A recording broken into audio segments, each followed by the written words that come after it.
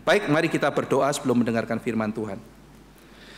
Bapa dalam surga, terima kasih untuk firman yang akan kami dengar, yang akan kami baca. Tuhan yang telah menurunkan firman melalui Roh Kudus, kami berdoa kiranya firman juga boleh dibukakan kepada kami. Roh Kudus memberi kami pengertian sehingga kami boleh hidup berpadanan dengan kehendak Tuhan. Tolong kami yang lemah untuk menjadi kuat di dalam Tuhan. Dalam nama Tuhan Yesus kami berdoa. Amin. Mari kita melihat Ester pasal 8.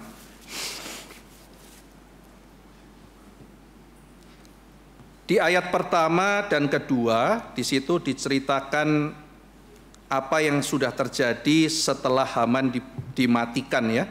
Pada hari itu juga Raja Ahasiweros mengaruniakan harta milik Haman seteru atau enemy of the Jews, musuhnya orang Yahudi, kepada Ester sang ratu. Dan Mordekai masuk menghadap raja karena Ester telah memberitahukan apa pertalian Mordekai dengan dia. Raja mencabut cincin meterai yang diambil daripada Haman, diserahkan kepada Mordekai, dan Mordekai diangkat oleh Ester menjadi kuasa atas harta milik Haman.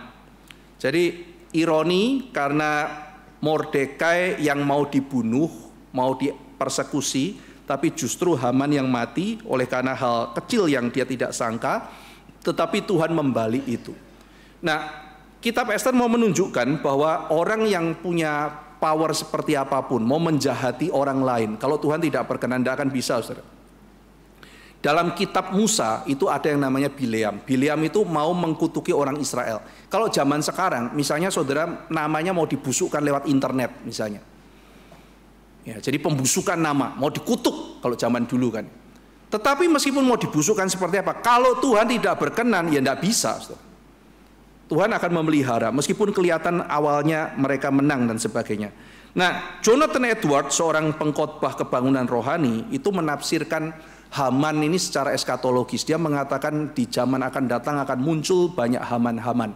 Orang-orang yang punya power menganiaya gereja Tuhan, mau menjahati anak-anak Tuhan, tetapi sekuat apapun dia, ketika Tuhan bertindak, itu semudah membalikkan tangan bagi Tuhan. Jadi kita sebagai orang Kristen tidak boleh putus asa, tidak boleh putus pengharapan. Kita sambil mengalami kesusahan, sambil terus berharap kepada Tuhan. Kenapa? Karena jalan itu tetap terbuka bagi kita. Nah, dikatakan dalam ayat 1 dan 2 ini, hartanya Haman diserahkan kepada Ester, ayat 1 ya.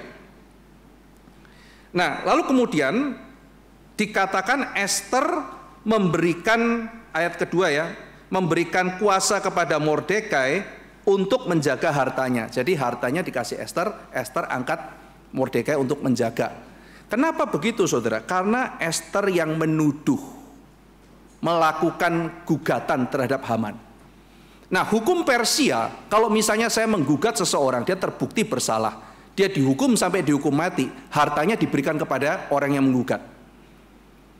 Jadi karena Ester mengatakan orang ini jahat, mau melakukan kejahatan atas saya, raja mengatakan iya, terbukti. Kalau begitu eksekusi. Setelah eksekusi, nah siapa yang menuduh? Yang menuduh Ester. Gugatannya terbukti. Kalau begitu harta Haman diserahkan kepada Ester. Nah, Ester setelah punya hartanya serahkan Mordekai. Mordekai, kamu saya angkat sebagai orang yang manajer investasi saya, kira-kira begitu. Kalau di zaman sekarang ya, hartanya banyak, angkat satu orang, kamu yang ngatur, kamu mau masukin ke obligasi, mau masukin ke apa, beli emas atau apa, terserah kamu, kira-kira begitu. Nah, jadi saudara-saudara sekalian, kita juga berpikir, ini berarti ketika Haman mau membunuh orang Israel, dia itu memang pinter. Motifnya memang dendam, pride, tetapi campur juga mau cari untung, saudara. Wah, ini pintar sekali. Dia kalau zaman sekarang ngerti prinsip multiple income gitu. Satu gerakan cari duit kemana-mana. Suatu hari saya diajak makan seorang aktivis itu ya, makan terus ngobrol-ngobrol. Dia ngomong, ada satu orang datang itu terus dia bilang, Pak Ivan tahu bapak itu tuh bisnisnya apa? Oh, dia punya pabrik di sini di sana apa segala macam. Dia ketawa. Itu bukan main bisnisnya dia. Loh, main bisnisnya apa? Dia kan punya pabrik, dia punya apa? Dia punya produk gini-gini. Main bisnisnya itu tanah. Hah? Saya nggak kepikir malah. Kok bisa begitu? Iya, dia pergi ke daerah, dia beli puluhan hektar tanah, lalu dia bikin pabrik di situ. Nah, dibikin pabrik di situ, orang datang, harga tanahnya naik dan sebagainya. Lalu kemudian dia nanti jual. Kalaupun misalnya pabriknya untung, dia double untungnya. Kalau nggak untung, ya dia jual aja. Dia nggak peduli, tanahnya toh pasti naik. Wah, saya bilang ternyata gitu ya, pintar juga mereka gitu ya. Akhirnya itu prinsip ngerjain apa, tapi dapatnya apa? Rugi ya nggak apa-apa. Yang penting daerahnya jadi lebih rame. Dan ini kan tunggu sekian tahun daripada nganggur diproduktifkan. Nah, Haman kayak begitu, saudara. Dia dendam, terus dia keluarkan uang, kalau uang sekarang 4 triliun, saudara. 4 triliun untuk membunuh orang Yahudi. Saya waktu itu sudah khotbah, ternyata yang mengagetkan Ahasiweros jauh lebih kaya. Saya kasih 4 triliun. Udahlah, enggak perlu juga masukin ke kas negara gitu. Buat Ahasiweros itu uang kecil, saudara. Lebih kaya lagi gitu. Tapi mengejutkan, seorang menteri sekelas Haman sekaya itu, saudara. Tetapi kalau kita pikir, oke, dia habis 4 triliun. Tapi sekian banyak orang Yahudi, sekian banyak. Kalau ternyata mereka semua dihukum mati, siapa yang menuduh? Haman. Jadi kalau mati, semua tanahnya orang Yahudi, semua asetnya jatuh ke siapa? Jatuh ke Haman, langsung lebih kaya, saudara.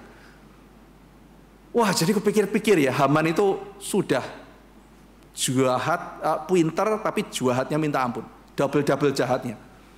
Ya, nah, jadi kita melihat Tuhan itu menggagalkan rencana jahat itu, malah justru memberikannya kepada yang tidak pernah minta, Esther, yang tidak pernah aji mumpung, yang tidak pernah. Saya pernah khotbahkan pada waktu itu, setiap perempuan yang masuk ke istana itu nanti kalaupun nggak dipilih raja, dia boleh ambil perhiasan seperlunya dia untuk tampil. Nanti kalau nggak jadi, raja nggak mau, boleh pulang, perhiasannya diambil. Lah mungkin tuh perempuan-perempuan sudah dari kampung di mana diambilin, lihat emas gitu kan ya. Daripada pakai yang kecil itu kan mending pakai yang 5 kilo gitu kan. Bisa dibawa pulang gitu kan ya. Udah pakai 5 kilo kan jadi akhirnya berlebihan. Jadi tampilan apa nih, pakai anting-anting kayak gimana, pakai kalung, pakai semua dipakai. Datang rajanya, ilfil gitu kan. Terus akhirnya bawa pulang semua. Esther bilang apa? Esther ketemu nanya, raja itu sukanya yang kayak apa? Dan dia berpenampilan biasa saja. Makanya si pimpinannya itu seneng sama Esther. Ini perempuan ya, tidak serakah. Ini perempuan tidak aji mumpung. Ya, dia orang yang sederhana. Maka Esther diloloskan. Nah, jadi Tuhan malah memberikan kepada Esther yang bukan aji mumpung gitu. Nah, saudara, setelah Haman mati, lalu kemudian Mordekai tidak jadi dibunuh, malahan raja saking sukanya sama Esther ya, Mordekai diangkat menggantikan Haman. Wah, ini kan powerful luar biasa. Sudah ada Esther orang Yahudi, tambah Haman sudah mati diganti Mordekai orang Yahudi. Ini kan powerful luar biasa. Sudah kaya, tidak mungkin saudara, kalaupun terjadi pembantaian orang Yahudi, tidak mungkin mereka berani ngapa-ngapain Esther, saudara.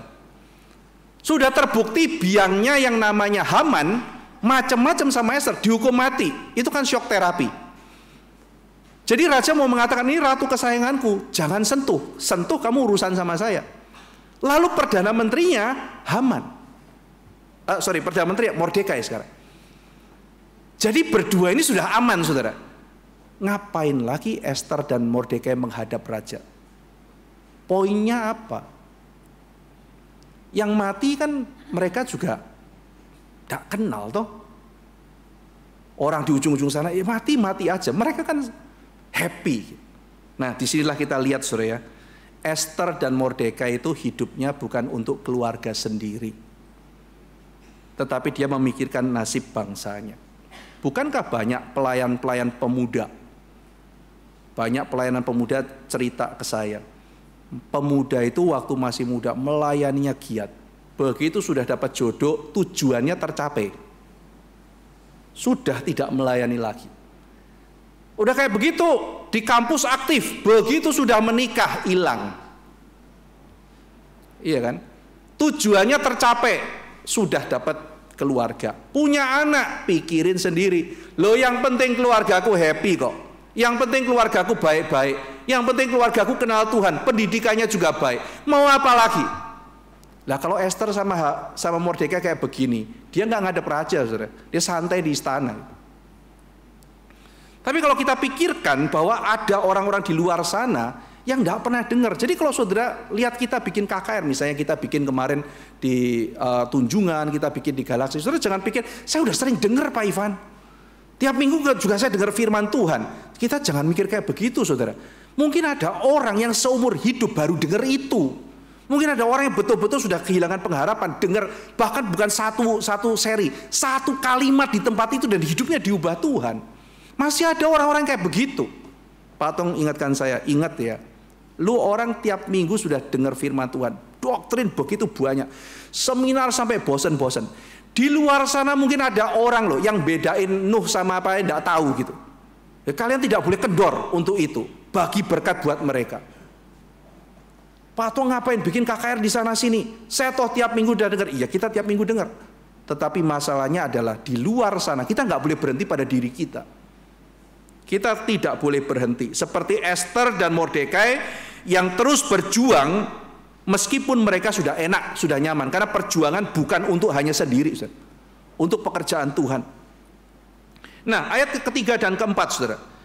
Kita lihat, ini menceritakan Esther sudah datang menghadap raja. Lalu dia sujud, nangis, saudara.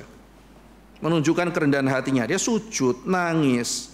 Memohon karunia-Nya supaya dibatalkan maksud jahat Haman, orang Agag itu. Lalu raja mengulurkan tongkat emas kepada Esther.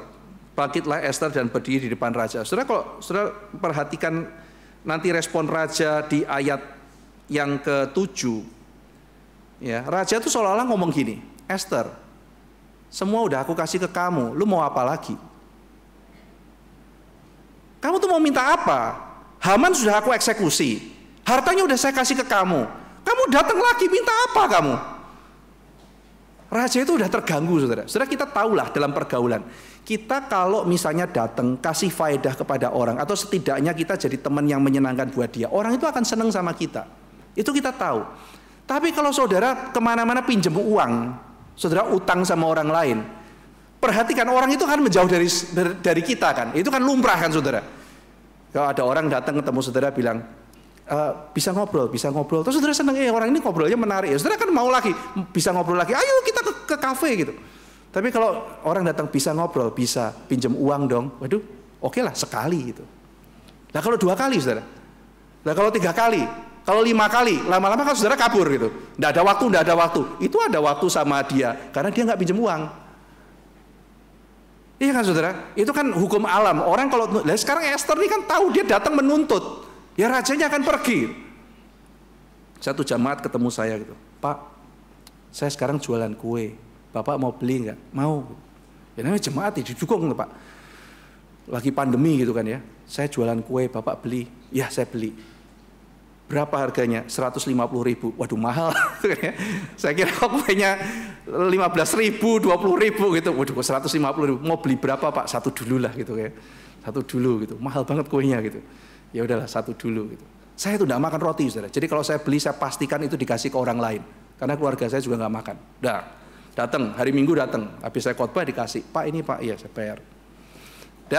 Hari Jumatnya dia WA lagi. Pak, saya masak lagi nih Pak gitu. Ya sudahlah kedua kali itu. Oke, saya beli lagi 1. Ya, satpam di bawah seneng deh itu. Datang saya beli, kasih begitu kan. Terus dia bilang, saya lihat kayaknya Bapak seneng yang rasa ini. Saya sekarang bikin rasa baru Pak, mati gitu minggu ketiga gitu ya. Akhirnya setelah minggu kelima saya bilang stop gitu ya. Wah bisa stop itu saudara. Itu WA penawaran kue, tambah penawaran ini makan macam-macam makanan, sampai jual salmon, jual macam-macam saudara. Waduh lah kok kayak begini begitu kan ya.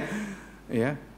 Nah saudara kalau misalnya terus di kontak, didatengin terus setiap kali ketemu, Bapak mau beli apa lagi? Ya karena lama-lama kita saya enggak mau belanja gitu. Saudara nangkep ya, kita pasti akan mundur. Satu jemaat datang lagi. Pak saya mau ada pertanyaan. Oh boleh. Ya saya tanya jawab. Setelah dijawab, saya rasa Bapak banyak sakit.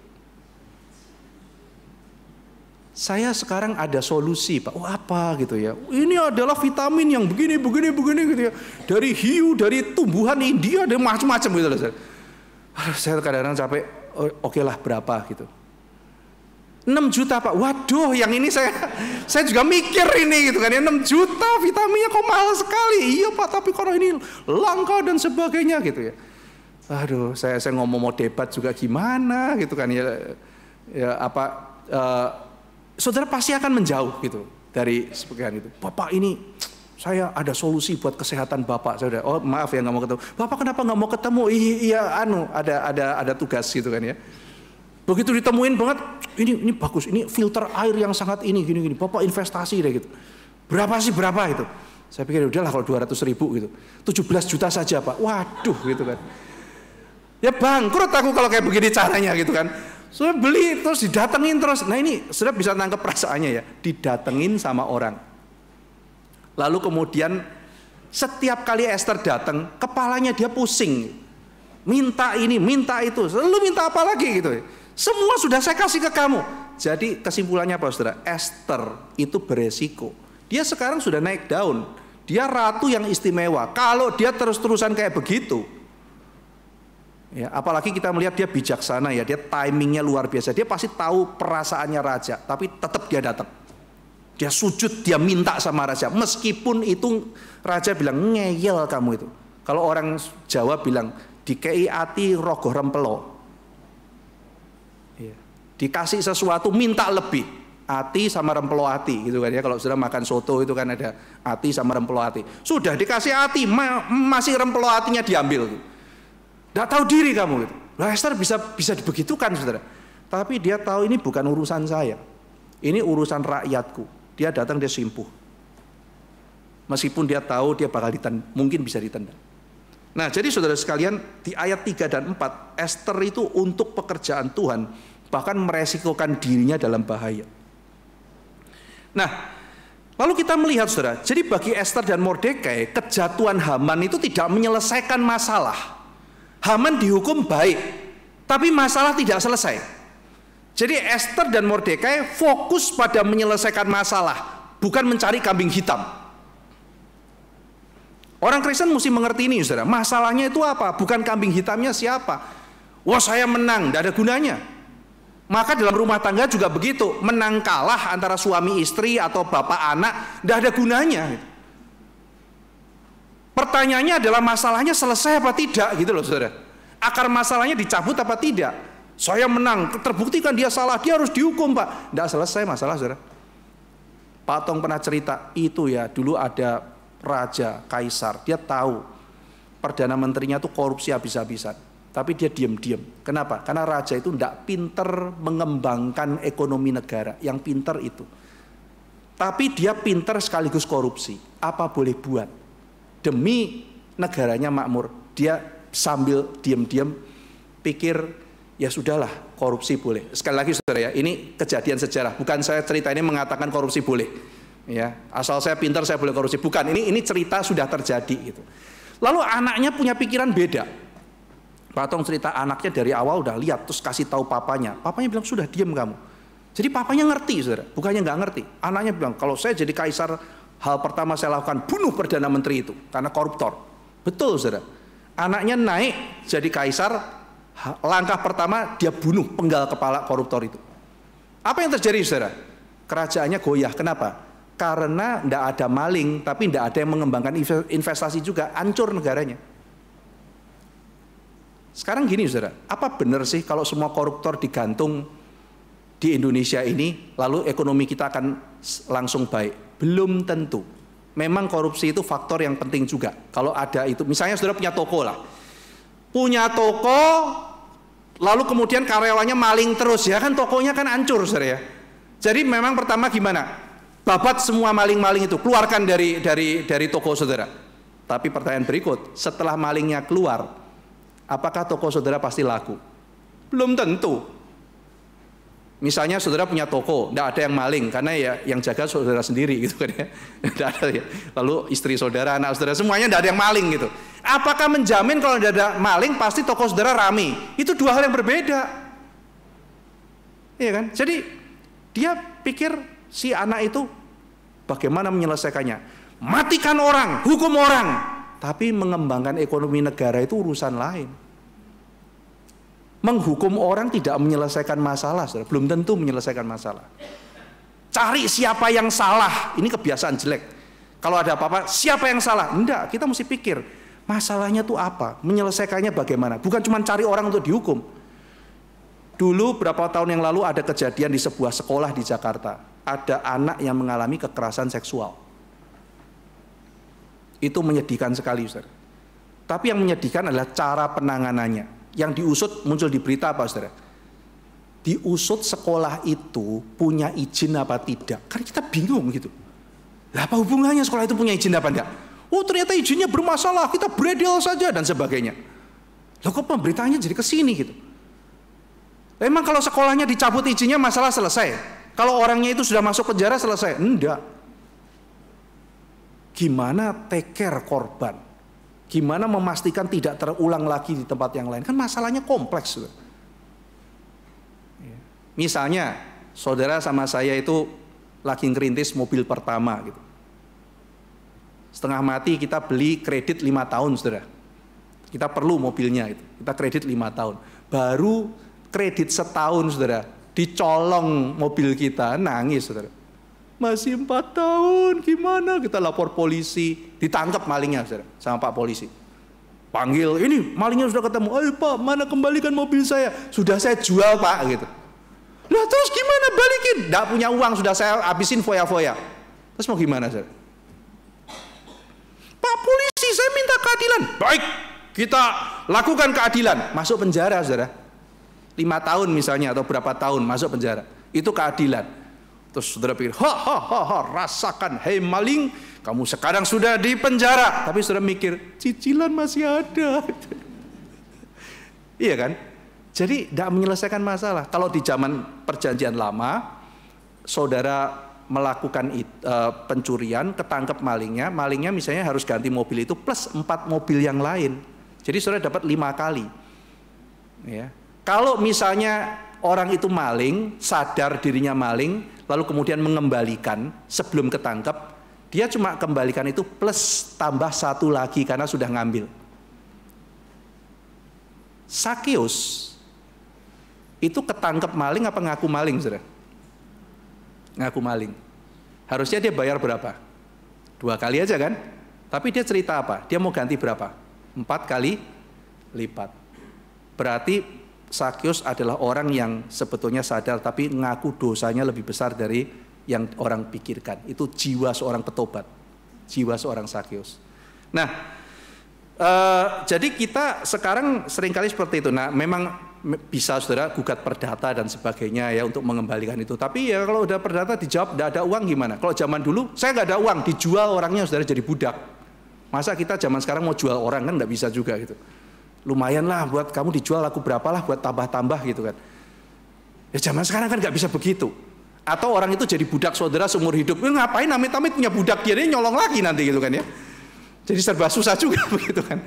Nah, ini masyarakatnya sudah berubah. Cuma poin saya adalah begini saudara. Jadi itu bukan solusi ya. Hukuman itu belum tentu solusi. Jadi kita mesti melihat apalagi dalam konteks hidup sekarang bahwa kita mesti fokus kepada penyelesaian masalahnya, bukan sekedar menghukum siapa yang salah.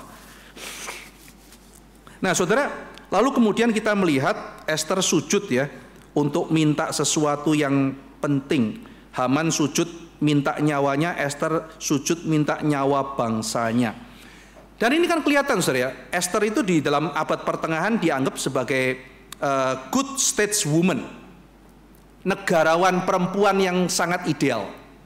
Dia itu strong, ada humility, dia itu berani, nekat, korban, tapi feminim. Dia tidak membuang kewanitaannya. Dia tidak harus jadi kayak laki-laki, enggak. Dia perempuan, dia nangis, saudara. Tapi dengan menangisnya itu dia meresikokan segalanya. Itu perempuan sekali gitu. Jadi maksudnya Ester mengajarkan kita tidak perlu jadi orang lain saudara untuk menjadi benar gitu. Kita bisa melayani Tuhan dengan apa adanya.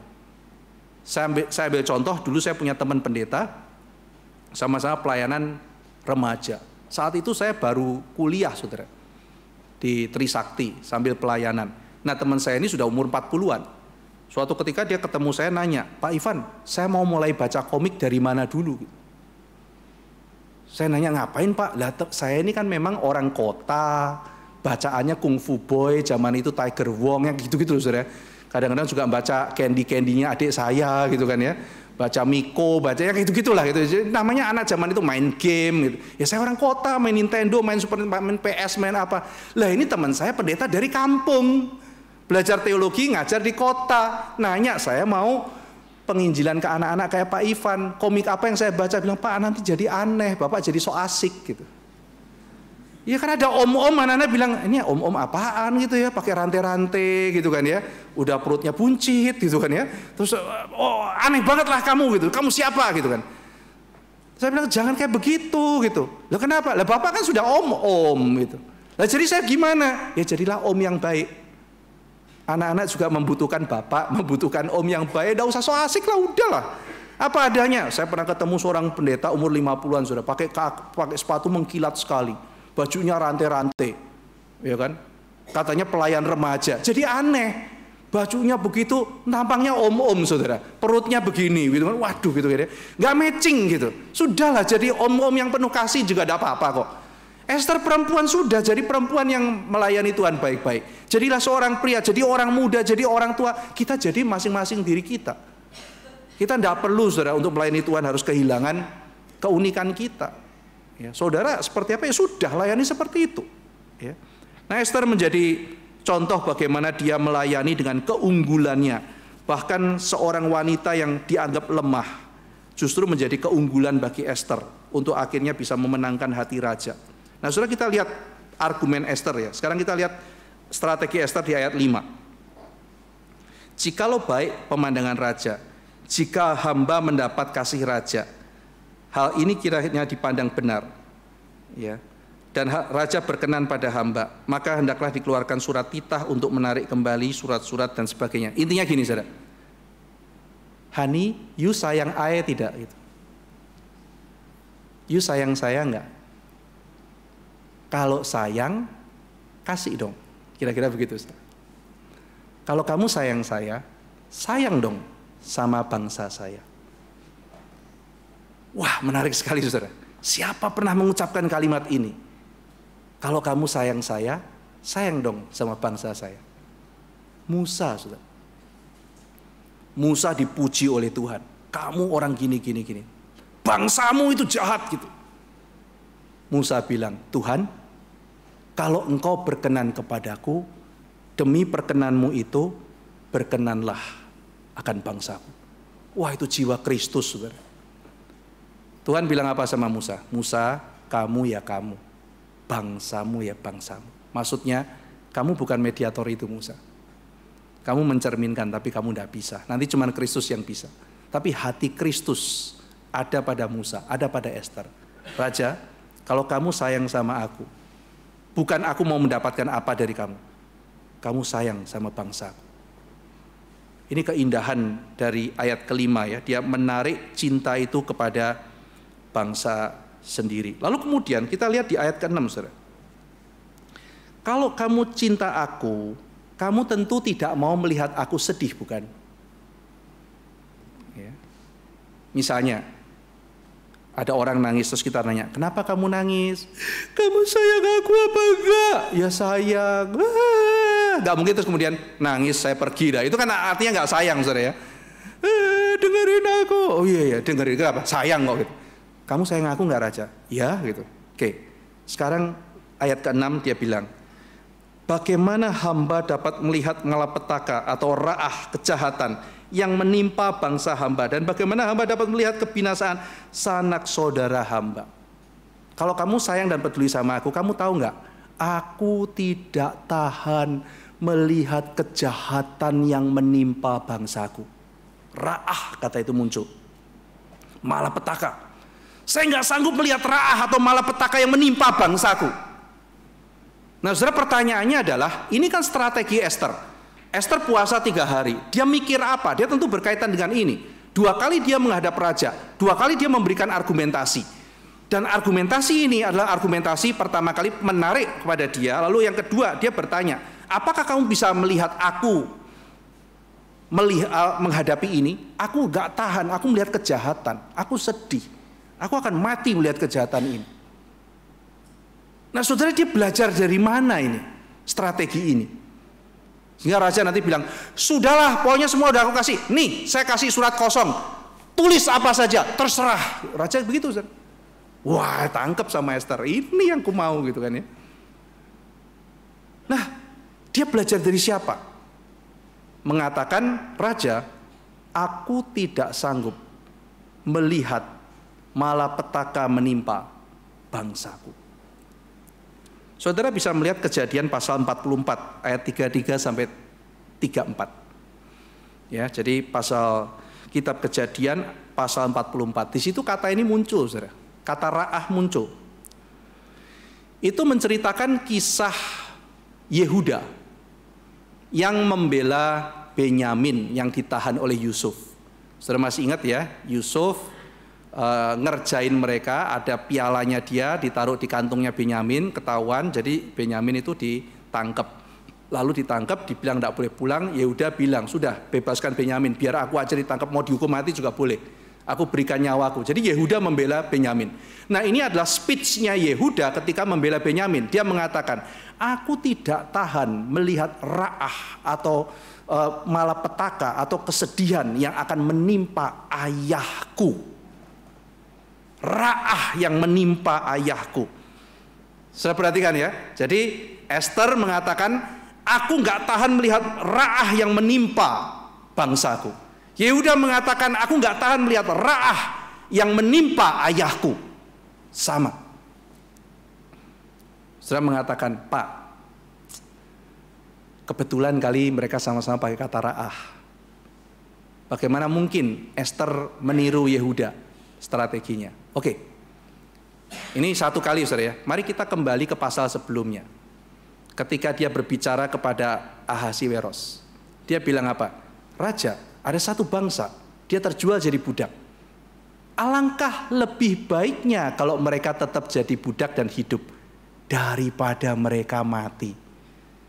Waktu kami jadi budak, kami nggak protes. Kenapa kami harus dimatikan? Bukankah lebih untung kalau mereka hidup? Cost benefit argument. Iya kan? Nah, saudara sekarang lihat Kejadian pasal 37 ayat 26 dan 27. Dalam Kejadian pasal 37 ayat 26 dan 27, Yehuda membela Yusuf. Jadi Yehuda pernah membela Yusuf, pernah membela Benyamin. Waktu itu Yusuf dimasukkan ke dalam sumur. Lalu kemudian kakak-kakaknya mau membunuh dia. Yusuf mungkin teriak-teriak. Tetapi ada satu orang yang mungkin dia dengar yang ada usul membunuh dia. Namanya adalah orang yang harusnya mendengar. Simeon, dari kata syama, mendengar. Simeon namanya syama, tapi dia tidak mendengar teriakan minta tolong adiknya. Itu sebabnya saudara melihat ya, ketika ditahan di Mesir, siapa yang ditahan? Ya orang itu yang ditahan sama si Yusuf kan. Karena ini orang yang merencanakan pembunuhan terhadap Yusuf. Ya, kita nggak tahu saat itu Yusuf tuh benar-benar dendam atau gimana, kita nggak tahu. Tapi yang pasti dia berubah. Ya, setelah Yehuda menunjukkan pembelaannya, dibilang hatinya sangat tersentuh, dia menangis. Dia melihat kakak-kakaknya sudah berubah, khususnya tindakan Yehuda. Nah, Yehuda bilang apa, saudara? Ketika Yusuf mau dibunuh, lebih baik dia dijual jadi budak ketimbang dia dimatikan. Cost benefit argument. Jangan dibunuh, lebih baik jadi budak. Esther mengatakan, jangan dibunuh, lebih baik jadi budak. Yang kedua, aku nggak tahan melihat ayahku akan mengalami kesedihan malapetaka. Aku nggak tahan melihat bangsaku akan mengalami kesedihan malapetaka. Sama, saudara. Jadi ternyata Esther belajar dari kitab suci. Esther 3 hari itu mungkin bukan hanya bengong-bengong nunggu wangsit, saudara ya. Dia mungkin berdoa, membaca firman Tuhan, merenungkan sejarah apa yang terjadi, apa yang Tuhan mau, dan dia belajar dari Alkitab bagaimana menghadapi kesulitan. Tuhan pimpin dia, memberi jalan keluar lewat kitab suci. Nah, setelah Esther mengetahui prinsip itu, lalu kemudian dia membela, dia juga mungkin diingatkan begini. Yehuda menolong Benyamin Ester suku apa, saudara? Dengan jelas dan tegas dikatakan di awal, dia suku Benyamin. Sekarang Benyamin menolong Yehuda. Berkali-kali Yehuda menolong Benyamin. Ketika Saul dimaki-maki sama Goliat, Daud ada di situ. Penulis Samuel memberikan hints. Isai berkata kepada Daud, bawa kabar shalom bagiku tentang kakak-kakakmu, dan bawakan aku tanda atau oref bahwa mereka itu shalom. Nah, itu mengingatkan saudara ketika Yakub mengatakan, Yusuf pergi ke ladang, ketemuin itu kakak-kakakmu, bawa tanda atau oref bahwa mereka dalam keadaan shalom. Persis sama. Jadi ketika Daud pergi lalu melihat itu, dan dia melihat bagaimana akhirnya nanti ada seorang Benyamin, dia teringat masa lalu. Bagaimana Yehuda nantinya menolong Benyamin. Dan akhirnya di situ Daud sebagai seorang Yehuda menolong Benyamin. Sekarang Benyamin menolong Yehuda. Dan kitab Kejadian ditutup dengan Yusuf memelihara semua kakak-kakaknya. Ini kan kalimat Tuhan yang dijawab kurang ajar sama Kain. Kain, di mana saudaramu? Emang aku penjaga saudaraku? Am I my brother keeper? Tuhan nggak jawab. Harusnya ya kamu tahu sendiri jawabannya.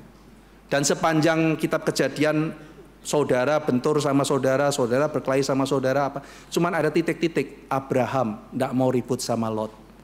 Abraham ngalah sama Lot. Lot mau kurang ajar sama Abraham. Lalu kemudian ini tarung sama itu, Lea tarung sama Rahel dan sebagainya. Tetapi Kejadian ditutup dengan satu kisah yang indah. Yehuda menjaga Benyamin, Yusuf menjaga semua saudaranya. Inilah kehendak Tuhan. Semuanya anak-anak Tuhan saling menjaga. Saudara sekalian, maka kita melihat bahwa Ester menggenapkan apa yang ada di dalam kitab suci. Dia belajar dari kitab suci dan seringkali kita melihat Tuhan menolong kita, memberikan jawaban kita waktu kita merenungkan firman Tuhan. Ayat 7 dan 8, saudara.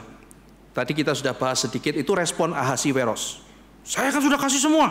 Saya sudah gantung Haman, sudah angkat Mordekai. Apalagi yang kamu mau? Udah ini, saya kasih cek kosong. Nah ini saudara, nggak berubah. Dia nggak berubah. Dulu kan malah petaka datang karena begini. Haman datang, nih cek kosong, tulis apapun boleh. Sekarang sama Ester sama, nih cek kosong, tulis saja.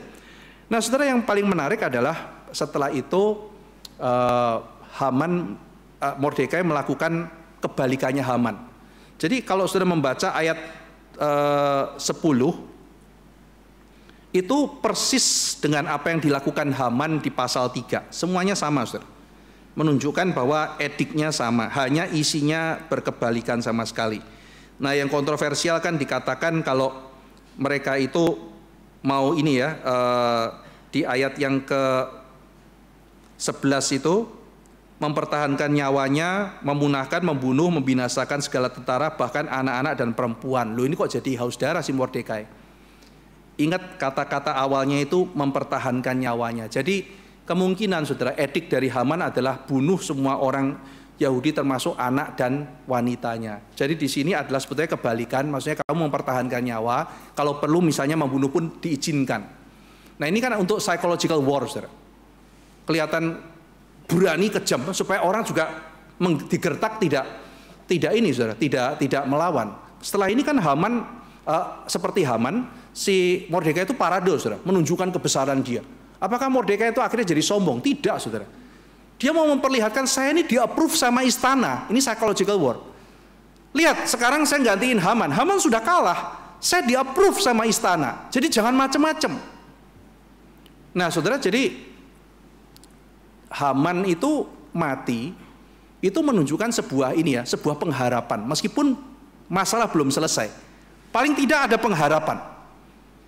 Waktu Indonesia merdeka, proklamasi tahun 45, saudara kalau ketemu orang Belanda, beberapa profesor Belanda kalau nanya sama saya, Ivan, kamu yakin Indonesia merdeka tahun 45? Iya, 45 itu.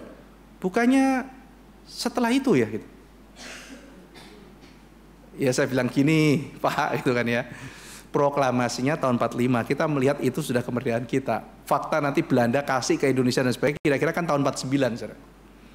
Ya kan? Jadi setelah 45 itu Belandanya masih di sini, kita masih banyak perang dan sebagainya gitu kan ya. Maka orang Belanda bilang, loh kan kamu belum merdeka gitu. Enggak, bagi kita sudah merdeka tahun 45 gitu. Ya. Jadi proklamasi itu, saudara, tidak membuat Belanda langsung pergi, tetapi suasana hati orang Indonesia berubah. Ada pengharapan, kita ini udah gak bisa dijajah lagi, kita ini merdeka. Sama, saudara, Haman ketika mati masalah masih ada, tapi perasaan orang Yahudi mereka penuh sukacita, sudah dikatakan. Apalagi kemudian merdeka keluar parade, wah semua sorak-sorai. Masalah belum selesai kok bisa sorak-sorai, saudara, karena ada pengharapan. Nah, kita bisa belajar begitu, saudara. Masalah saya sama saudara belum selesai, tapi ada pengharapan. Kenapa? Musuhnya sudah dimatikan. Maka kita perlu, saudara, mengenang kemenangan Tuhan. Ambil contoh begini, Musa itu pernah mengalahkan seorang raja. Di dalam kitab Ulangan dicatat sampai berkali-kali. Rajanya itu besarnya sampai dicatat ranjangnya itu 4 meter, saudara. Ya kita bisa aja sih, saudara, tetap segini ranjangnya 4 meter kalau kurang kerjaan gitu kan. Tapi Alkitab catat 4 meter maksudnya orang itu pasti gede, karena ranjangnya aja 4 meter gitu kan ya. 4 meter saya juga bisa, saya tukang kayu Pak, mau 10 meter juga bisa gitu kan. Bukan itu poinnya, ini orangnya gede. Lah kalau ranjang 4 meter kan mungkin orangnya tingginya 3 meter mungkin. Zaman dulu dicatat ada orang-orang raksasa-raksasa ini. Nanti di kitab Samuel dikatakan setelah Daud jadi raja, dia mengajak sekelompok orang berperang melawan bangsa raksasa, bangsanya Goliat. Jadi yang kayak Goliat itu banyak, saudara. Ya, dan nanti dihabisi oleh Daud. Yang tinggi, nah saudara, itu Daud keren juga ya pasukannya ya. Dikatakan pasukan-pasukannya itu bisa ngalahin yang raksasa-raksasa yang gede-gede itu. Ya. Jadi maka dia disebut giant slayers itu kan ya. Jadi tukang babat raksasa. Zaman dulu ada orang-orang gede itu.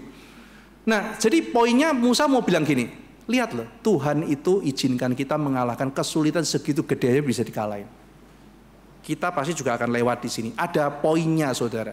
Kita tuh bukan cuma nginget kemalangan kita. Kalau saudara cuma nginget kemalangan saudara, lalu apa? Iya, kita hancur, berantakan. Tapi ada poinnya kita mengingat bahwa Tuhan pernah melepaskan kita dari kesulitan, hal-hal besar yang ajaib yang Tuhan lakukan. Itu memberikan kekuatan. Kalau Tuhan menolong saya, Dia akan menolong saya melewati ini juga. Itu yang dikerjakan oleh Mordekai dan Esther. Parade psychological war, membangkitkan semangat bagi rakyat mereka untuk akhirnya menghadapi, meskipun kesulitannya belum hilang. Nah, saudara, jadi edik itu tidak bisa diganti, ceritanya begitu. Nah, yang celaka manusia mau jadi kayak Tuhan ya kayak begini. Tuhan itu kalau berfirman tidak bisa diganti, tetapi tidak pernah salah. Manusia mau sok kayak Tuhan, akhirnya celaka sendiri. Sudah ngomong nggak bisa diganti, perkataannya salah. Nah, apa yang harus dilakukan? Saudara dan saya juga hidup di zaman di mana ada banyak peraturan-peraturan yang tidak bisa diubah. Saudara tidak bisa ubah. Sistem-sistem jahat yang tidak bisa dirubah. Pribadi-pribadi jahat yang tidak bisa diubah. Dan saudara mau mengubahnya, saudara sampai masuk ke liang kubur juga tidak bisa ubah. Frustasi sendiri. Sistemnya ya kayak begini. Nah, itu namanya realistis. Orangnya juga kayak begitu. Saudara kan ketemu orang kayak begitu di mana-mana. Sistem kayak gitu di mana-mana. Indonesia harus begini, ya tidak bisa gitu. Ada yang bisa, ada yang tidak gitu. Ini hukum tidak bisa diubah, kata Ahasiweros. Terus Esther ngapain sama Mordekai? Ya sudah kalau gitu mati aja aku, kan nggak begitu, saudara. Pokoknya harus dirubah, nggak bisa. Hukum Persia begitu, tinggal ngomong raja nggak bisa. Darius saja nggak bisa, saudara. Siapa yang tidak hormat sama patung harus masuk ke gua singa. Daniel masuk gua singa, dia nggak suka, dia nggak bisa keluarin. Dia tidak bisa jilat ludahnya sendiri. Ada hal-hal yang tidak bisa kita ubah. Lalu bagaimana? Kita tidak dipanggil untuk menjadi pemberes semua hal. Tidak bisa. Ya, ada orang-orang yang tidak bisa diubah. Ada sistem yang tidak bisa diubah. Ada kejahatan yang memang ada di sana. Tidak bisa diapa-apain. Tapi bukan berarti kita tidak bisa bersaksi. Tuhan kasih Mordekai sama Esther satu lembar kosong. Itu mau diisi apa? Tuhan sudah menyelamatkan engkau. Sekarang kau dikasih lembaran. Tulis apa? Sekarang kalau saudara dikasih lembaran itu, saudara mau tulis apa? Tulis, saya ngambek, ya terserah gitu. Makanya dalam abad pertengahan ada satu lukisan Esther sedang duduk di singgasana, di sekelilingnya dayang-dayangnya, dan dia pegang pen menulis. Saya lihat lukisan itu, wah bagus ya. Esther sang penulis edik, penulis dekrit, apa yang dia tuliskan selanjutnya setelah ini. Kalau saya dan saudara dikasih Tuhan karena kita sudah ditebus oleh Kristus, kertas itu, tulis apa saja. Apa yang akan kita tulis dalam dunia ini, saudara? Apa kita akan mengatakan saya marah pada ini, saya akan melakukan ini, saya ngambek? Apakah seperti itu? Atau seperti Esther dan Mordekai? Dia tulis hal yang baik. Dia tidak bisa memulihkan semuanya, tapi dia bisa menambahkan kebaikan dalam dunia ini. Dia bisa menjadi berkat dalam dunia ini. Dia bisa melakukan tindakan kasih dalam dunia ini. Dia bisa melakukan kepedulian pada yang lain. Dia bisa mengisi dunia ini dengan segala hal yang baik dari Tuhan. Dan itu menandingi kejahatan yang ada. Nanti Tuhan yang akan menyempurnakan segala sesuatu. Ediknya nggak bisa dicabut, tapi kamu juga bisa untuk membuat. Kita melihat dalam dunia ini, saudara-saudara, seringkali Tuhan masih izinkan ada kejahatan. Kita tidak bisa menyelesaikan semua. Tuhan nanti akan menyelesaikan. Tapi apa yang akan kita tulis di tengah-tengah semuanya ini? Konyol, saudara. Kalau mengatakan semua tidak bisa diubah, berarti tidak ada pengharapan buat saya. Konyol sekali. Mari kita tulis dengan banyak hal yang baik. Masih ada banyak hal baik yang bisa kita kerjakan. Dan kita bikin begitu banyak aturan, sistem, tindakan yang baik dalam dunia ini. Untuk mengcounter semua yang jahat itu. Dan harap makin banyak yang baik. Yang jahat tidak terlalu berani untuk bersuara. Suatu hari ada satu orang murid tanya sama saya, Pak Ivan, ngapain galak sama orang-orang yang ngomong kotor? Saya ngajar di satu sekolah, ngomongnya kotor dan kebun binatang, saudara. Dan guru membiarkan. Saya bilang sama pimpinan sekolah, boleh nggak saya tertibkan anak-anak? Boleh Pak Ivan. Wah, saya kemudian datang dengan tangan besi mengatakan, semua orang kalau kedapatan ngomong kotor, saya akan hukum di lapangan. Zaman itu, saudara, belum ada HAM, belum ada apa. Saya bisa jemur anak di lapangan di depan tiang bendera dipakein helm. Zaman sekarang saya dipanggil KPAI atau apa gitu kan ya. Tapi zaman itu masih boleh. Jadi saya mengatakan, pokoknya kalau misalnya berani anak-anak tidak disiplin, ngomong kotor, saya akan panggil. Ada satu anak yang mengatakan, siapa di dunia ini yang tidak ngomong kotor? Saya bilang, kalau kamu ngomong kotor, jangan samakan semua orang sama kayak kamu. Ada juga di dunia ini orang-orang yang tidak ngomong kotor. Kalau kamu ngomong kotor, didisiplin. Akhirnya apa yang terjadi, saudara? Jadi anak-anak itu kebiasa. Saudara kalau dari ruang guru gitu ya, itu kasanah kebun binatang itu keluar dari ini sekitar sekolah gitu ya. Jadi ada celeng, babi, anjing, apa segala macam kucing, semua binatang itu disebut, saudara. Kalau di Surabaya ada kasanah jangkrik segala macam itu ya gitu ya. Jadi macam-macam itu muncul semua. Ya itu sekali lagi ya, itu kesepakatan bahasa. Ya kalau orang bilang kasuari itu nggak tersinggung gitu kan ya. Ya. Singa malah, wah aku singa gitu kan ya. Tapi kalau babi, wah gitu kan ya. Jadi itu kan kesepakatan bahasa gitu ya. Nah jadi saya bilang kita coba biasakan ngomong yang baik. Nah setelah ditegesin begitu, saudara, dengan tegas pokoknya orang kalau itu ditangkap sama Pak Ivan, dijemur di tiang bendera, dipakein helm, langsung semuanya, saudara, ngomong yang kotoran manusia yang apa hilang semua, saudara gitu. Saya bilang ganti sama buah-buahan. Maksudnya apa Pak Ivan? Kalau kamu mau ngomong kebun binatang, ganti sama kebun buah-buahan. Dasar mangga, pepaya, mangga, pisang, jambu gitu kan ya gitu. Wah, akhirnya sekolah berubah. Nah, setelah sekolah berubah, ada satu guru tanya sama saya, Pak Ivan kan mereka munafik. Pak Ivan ngajari mereka munafik. Di luar mereka juga pasti ngomong kayak begitu. Saya bilang, Bu, mau tunggu kapan hati berubah? Nanti anak kita didik anak, nanti mereka kerja loh. Mereka nanti di lapangan kerja, bosnya tahan lihat orang kebun binatang, kecuali bosnya juga ngomongnya kebun binatang. Tapi kalau perusahaannya berintegritas, nggak bisa, Bu. Ya. Satu sisi, kalau mereka nggak pernah dilatih, dari mana mereka bisa nanti akhirnya ke hati? Hati juga bisa dari tingkah laku. Bukan berarti kalau tunggu dari hati. Kalau gitu orang yang dia tidak boleh berzina, itu kan karena takut ketahuan, kan bukan dari hati. Berarti boleh berzina kalau ini, saudara. Kalau belum bertobat dari hati, kan ya enggak juga kita gebuk orangnya kalau macam-macam gitu. Jangan aneh-aneh gitu kan. Tapi aku maunya, enggak bisa. Nah jadi saudara sekalian, kita mungkin bisa mengeluarkan hal-hal yang baik, sistem yang baik, peraturan yang baik. Meskipun mungkin tidak bisa mengubah yang jahat, kita bisa mengurangi yang jahat. Mengurangi yang jahat. Ya. Harap saudara sekalian kita bisa lakukan ini. Saya kira saudara ya, di setiap kita pasti akan menghadapi kejahatan dan kita nggak bisa menghilangkan itu semua. Tapi paling tidak, apakah kehadiran kita bisa mengurangi yang jahat? Setidaknya dulu saya kalau masuk kantor guru, saudara, itu kantor guru tetap langsung mulai kasak-kusuk. Pendeta datang, yang gosip berhenti. Gitu. Meskipun sinis, setidaknya mereka berhenti gosip, saudara.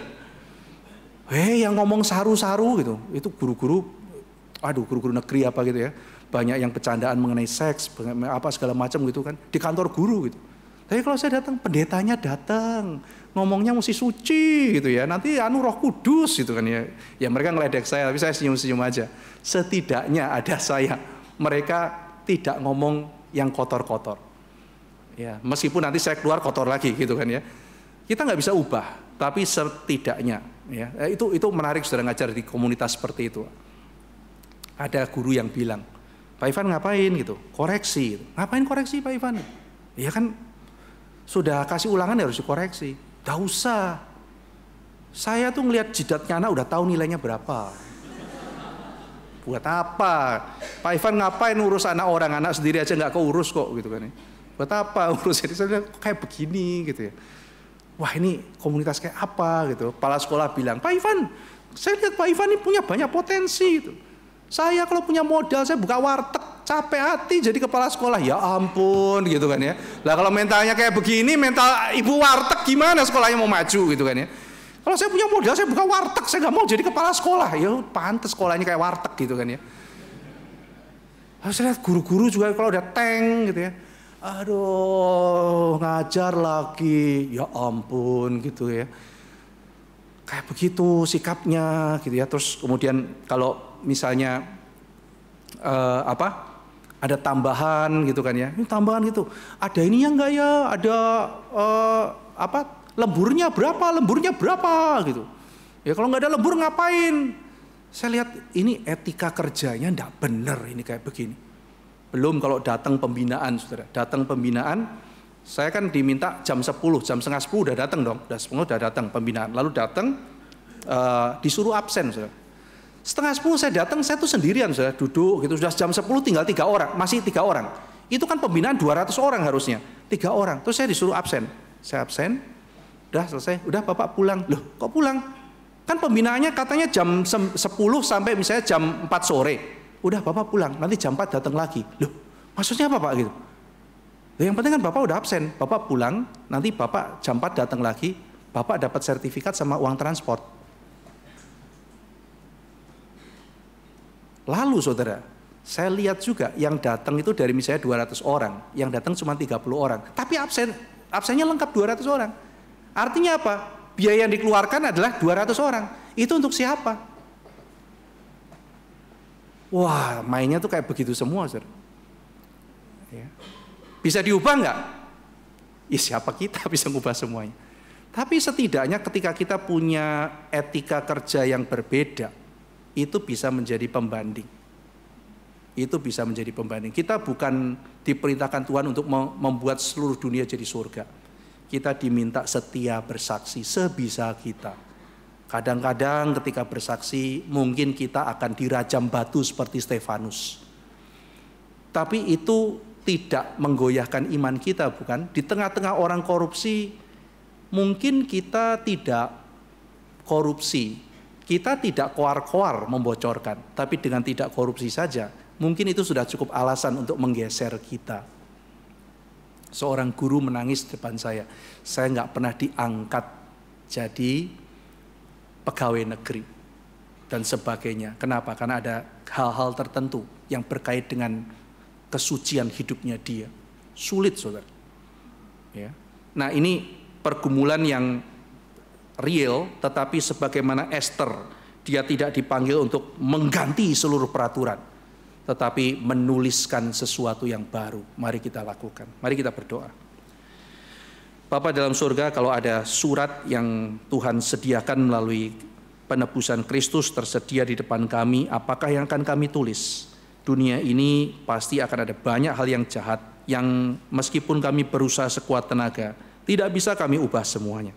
Tetapi itu bukan akhir segalanya, justru disitulah kesaksian Kristen begitu penting. Sebagaimana Esther dan Mordekai yang menuliskan hal yang indah, di tengah-tengah kejahatan yang seolah-olah sementara tidak bisa diubah, demikian kami akan menuliskan banyak kesaksian indah di tengah-tengah dunia yang penuh dengan kejahatan. Kami sendiri tidak mampu Tuhan, karena kami produk dari dunia ini. Tetapi kami percaya bahwa dalam Kristus melalui pekerjaan Roh Kudus, Tuhan akan memampukan kami untuk bersaksi. Dalam nama Tuhan Yesus kami berdoa. Amin.